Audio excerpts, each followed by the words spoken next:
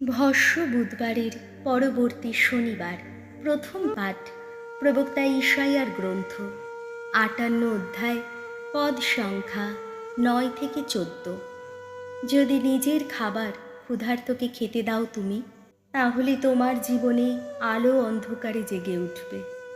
ভগবান এই কথা বলছেন।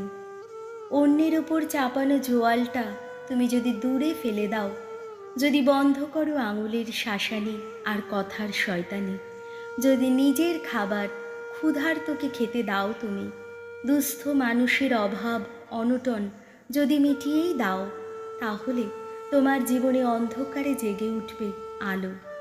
তোমার এই আধারও হয়ে উঠবে ভর দুপুরের মতোই উজ্জ্বল। ভগবান তোমাকে সর্বদাই পথ দেখিয়ে নিয়ে চলবেন। খরার দেশেও তিনি তোমার তৃষ্ণা মেটাবেন, নতুন শক্তি দেবেন তোমার অন্তরে।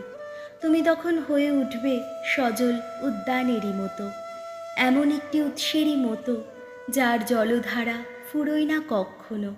সুপ্রাচীন ওই সব ভগ্ন স্তূপ আবার গেঁথে তুলবে তুমি। যুগ যুগ ধরে পড়ে থাকা ভিত্তিগুলি নতুন করে গড়ে তুলবে তুমি। তখন তোমার নাম রাখা হবে ভগ্ন প্রাচীরের সংস্কারক, লোকালয়ের যত সরণির পূর্ণ নির্মাতা। তুমি যদি হাঁটা চলায় বিশ্রামবাড়ির নিয়ম লঙ্ঘন না করো, আমার ওই পবিত্র দিনটিতে যদি কাজকর্ম বন্ধ রাখো তুমি, বিশ্রাম বারটিকে তুমি যদি বলো আনন্দের দিন, আর ভগবানের কাছে নিবেদিত ওই দিনটিকে যদি বলো সম্মান করারই মতো দিন, তোমার যত আনাগোনা বন্ধ রেখে, যত কাজকর্ম না চালিয়ে এবং বাজে কথার জাল না বুনেই তুমি যদি ওই দিনটির প্রতি সম্মান দেখাও, তাহলে ভগবান নিজেই হবেন তোমার আনন্দের কারণ। আমি জয় যাত্রায় নিয়ে যাব তোমায় এই দেশের যত উচ্চ ভূমিতে। তোমায় দেব তোমার পিতা যাকবের আপন ভূমি সম্পদ ভোগ করার সুখ। ভগবান নিজেই কথা বলেছেন। প্রভুর বাণী। শ্যাম সঙ্গীত ধুয়ো। প্রভু পথ বলে দাও, সত্যেরই পথে চলতে শেখাও। ওগো ভগবান, কান পেতে শোনো, সাড়া দাও, সাড়া দাও। আমি যে নিঃস্ব, বড় দুঃখী যে আমি। আমার জীবন নিরাপদে রাখো। আমি যে তোমারই ভক্তজন। ওগো ঈশ্বর, এই সেবককে রক্ষা করো। আহা, তুমি যে তার ভরসা। ধুয়ো। প্রভু পথ বলে দাও, সত্যেরই পথে চলতে শেখাও। প্রভু, দয়া করো, দয়া করো। আমি যে তোমায় ডাকি সারা দিন ধরে। তোমার এই সেবকের প্রাণ পুলকে ভরিয়ে তোলো। প্রভু, তোমারই দিকে তুলে ধরেছি আমার এই প্রাণ। ধুয়ো।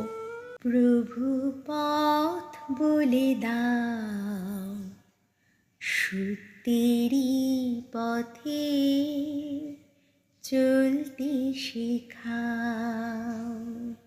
প্রভু, তুমি তো মঙ্গলময়, ক্ষমাশীল তুমি, শরণাপন্ন সকলেরই প্রতি মহাকৃপাশীল তুমি।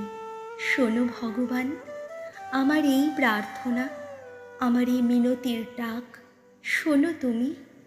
ধুয়ো।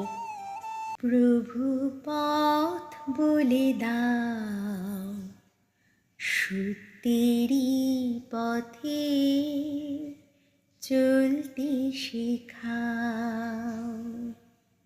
বাণী বন্দনা। পাপের মৃত্যু আমি চাই না।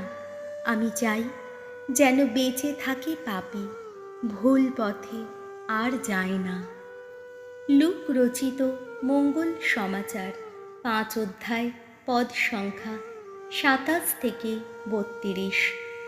যিশুর আহ্বানে করগ্রাহক লেবী হয়ে উঠলেন শিষ্য মথি। যিশু তখন কাফারনায়ুমের একটি বাড়ি থেকে বেরিয়ে এলেন। তখন তার চোখে পড়ল লেবি নামে একজন কর গ্রাহক শুল্ক দপ্তরে বসে আছেন। তাকে তিনি বললেন, তুমি আমার সঙ্গে চলো। তখনই সব কিছু ফেলে রেখে লেবি উঠে পড়ে যিশুর সঙ্গে চললেন। পরে লেবি নিজের বাড়িতে যিশুর সম্মানে এক মহাভোজের আয়োজন করলেন। অনেক করগ্রাহক ও অন্যান্য বহু লোক সেখানে উপস্থিত ছিল। তারা তাদের সঙ্গে খেতে বসেছে। এমন সময় কয়েকজন ফরিসি ও তাদের দলের কয়েকজন শাস্ত্রী যিশুর শিষ্যদের কাছে অভিযোগ জানিয়ে বলে উঠলেন, তোমরা যত কর গ্রাহক আর যত পাপীর সঙ্গে খাওয়া দাওয়া করছো কেন? এর উত্তরে যিশু বললেন, সুস্থ যারা তাদের তো চিকিৎসকের কোনো প্রয়োজন হয় না, প্রয়োজন হয় তাদেরই, ব্যাধিগ্রস্ত যারা। আমি তো ধার্মিকদের কাছে নয়, বরং পাপীদেরই কাছে অনুতাপের আহ্বান জানাতে এসেছি। প্রভু যিশুর মঙ্গল সমাচার।